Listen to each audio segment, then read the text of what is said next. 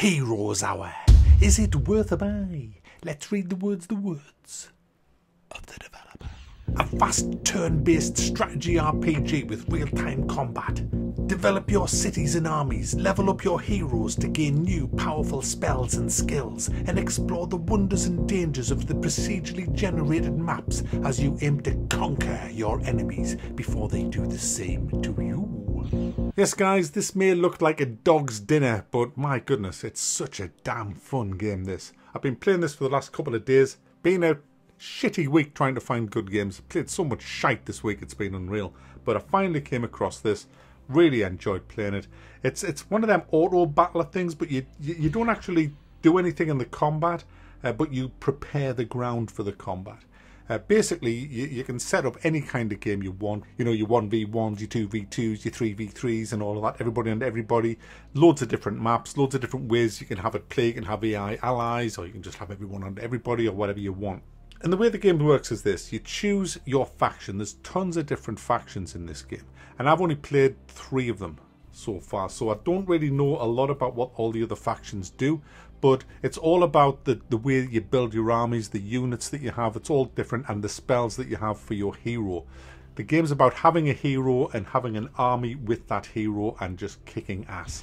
So when the game starts, you'll start at your citadel, and it'll be a shit place. It'll have no rooms built in it, no buildings in it. It's just like a city with nothing. And around the map there will be lumber mills, mines, all different types of mines, sawmills and things like that, where if you take over them, they will supply your city with regular resources. You need these resources to recruit units. Most importantly, you need gold. There's gold mines, obviously, that you can have, and there's also little armies around the map, NPC armies, protecting chests and resources of gold. So obviously taking them out is very important. Now when you mouse over an enemy, if you've got your hero selected, the game will actually tell you whether you've got a decent chance of winning that fight. It'll say it's either easy, moderate, hard or impossible. So you have to be really careful, pick the right fights early on. Now also when you win a fight, you get XP for your hero, and there's a ton of stuff that you can learn for your hero to make him hard as nails on the battlefield. He also gets gear, so there's gear to be had. There's gear sets with proc bonuses and things as well. So you've got to, as you're going around the map, look for good pieces of gear that you can equip. You just basically want to make your hero as powerful as you possibly can. Now what you do in the very early days, the game works on a daily basis. You do one turn, it's turn based. Every day you make a turn, and at the end of the week your city gets replenished with whatever monsters you've unlocked. So at the end of each day you can buy a new building for your city if you've got the mats for it. If you haven't been out in the world collecting materials, you're not going to be able to build anything. Now, certain buildings give you spells, certain buildings give you more money, certain buildings like taverns give you access to new heroes, other buildings give you access to monsters, and it's these monsters that are replenished every week. So at the end of each week, all your buildings will get a refreshed stock of monsters. You've still got to buy them, and so you need to save your gold up for the end of the week as well. But a good strategy is, make sure you're not going to attack somebody's citadel at the end of the week, because they're going to get a shit ton of reinforcements that day. So you have to kind of be careful.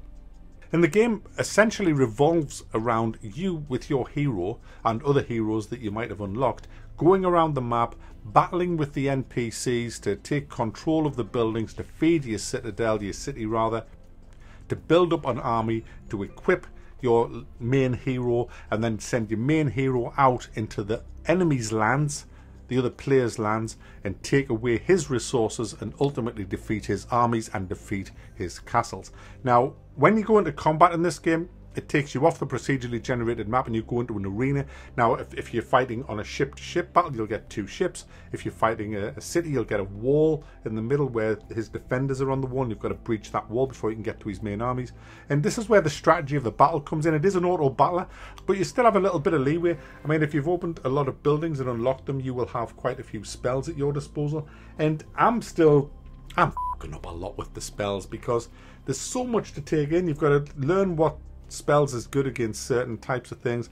A lot of the time I just sit and click shit, and think, oh, that's a good idea, I'll summon some water elementals behind his lines or something like that. Oh, there's a fireball spell. Oh, yeah, that sounds good. We'll do a bit of that. Oh, a healing spell. Yeah, you can have a bit of a heal over there. It's just, I just wing my way through it.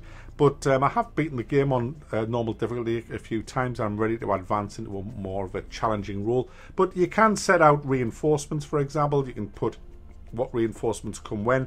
You can decide to have your archers at the back, a few melee in front of them and things like that, which is basic tactics.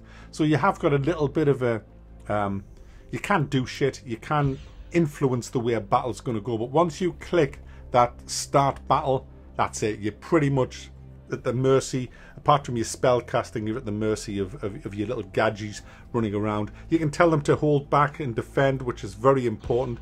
If you've got a lot of archers, just let them come onto you. If you've got a few people in front of them to protect your archers, it's great. And then when you think the moment's right, just hit the attack and then off they go. And it's really good fun just watching them fight. And of course, you've got to be careful that they don't take too many losses, because you can then be vulnerable to another player coming in and ninjaing your city. So it's all kind of, I find the game quite strategic. You've got to pick your moment to attack. If you can find a couple of NPC players fighting each other, all the better. You can just dive in for the cheap kill at the end. That's my way of fighting. But overall, guys, the game can last 10-15 minutes if you pick a really small map, or I picked a large map. I was playing for a couple of hours almost, but maybe it's an hour and a half or something, and I had a really intense game, and it was so much damn fun. I mean, when I looked at this actual game, I thought it looks shite. A lot of people saying it's like Heroes of Might and Magic, but I never really played a lot of them type of games, so I can't really remember. But what I do know is that I've had terrific fun playing it. I'm still going to keep playing this. And if you want to get it on Green Man Gaming, you can. There's a link in the description. I think I got 20 off on there. I don't know what deal you'll get on there, but if you click the link, it'll take you there, and it's well worth a buy. It's not an expensive game. It's not a great looking game, but my goodness, it's a bloody fun game. Before I go, I should mention that this isn't early access. This game is finished. It's actually the finished version, but the developers are active. They're doing balancing issues and things like that. There's also a skirmish mode, which isn't part of the campaign, that's procedurally generated. The skirmish mode, it's a series of challenges, really. I've played about 5 or 6 of them. It wasn't really anything to write home about. It's just kind of learning what... It's like a rock, paper, scissors thing. You'll get a certain type of enemy, you'll get to inspect them to see what they are, and then you've got a bit of money, and you can buy up to, I think there's 6 different types of units you can buy, and you've got to kind of think, oh, what would do well against them. So I guess it's okay if it's to learn kind of the rock, paper, scissors way that this goes, but it's not as good as the actual real proper it's not really a campaign as such, but the real main actual game. So there you go, guys. Heroes Hour, definitely worth a buy.